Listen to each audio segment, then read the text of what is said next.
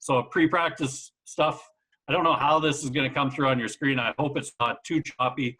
It's just the same drill over and over. We just call this mesh. Basically, we're going to run all our base plays. We're going to have 4 quarterbacks set up across the field. You know, numbers, hash, numbers. You may not have 4 quarterbacks. You may have 2. You know, you could put 1 quarterback on each hash. You're going to call out the play, and you're going to run it. Now, this is from our high school camp last summer.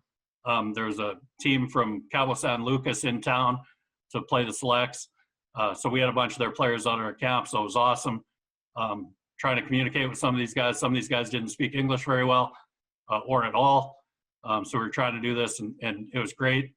So we're just running outside zone here. I'll say the kid here in the green shorts, his track is too tight there. So you would want to correct him on that. So you can correct, you know, everything track.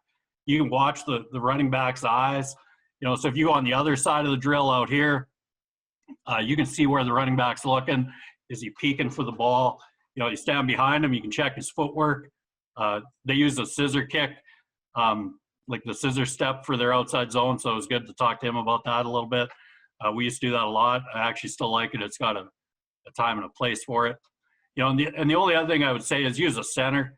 If you can get your center away from your O-line guys for a couple minutes, pre-practice, they can work on their snapping.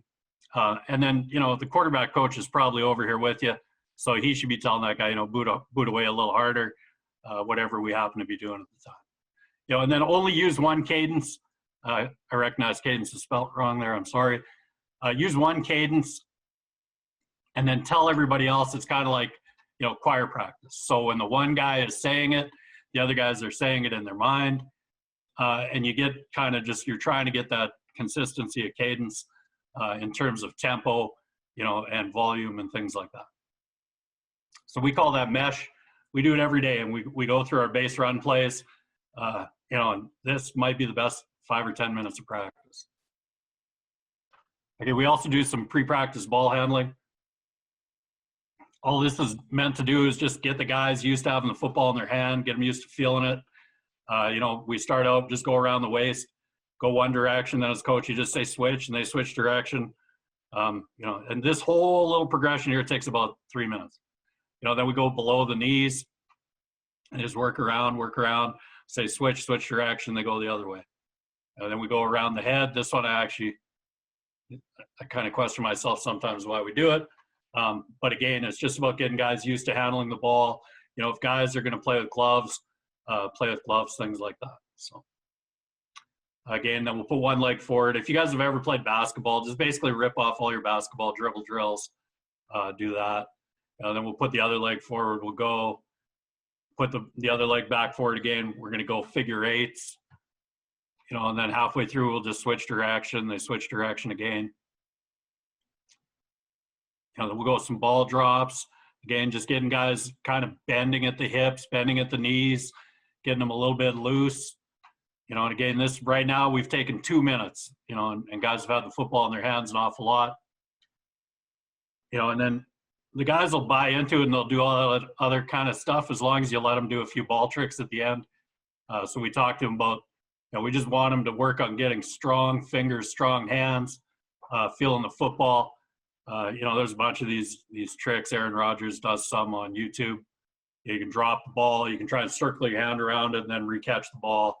We're just working some ball rolls here. You know, then make sure they're working both hands.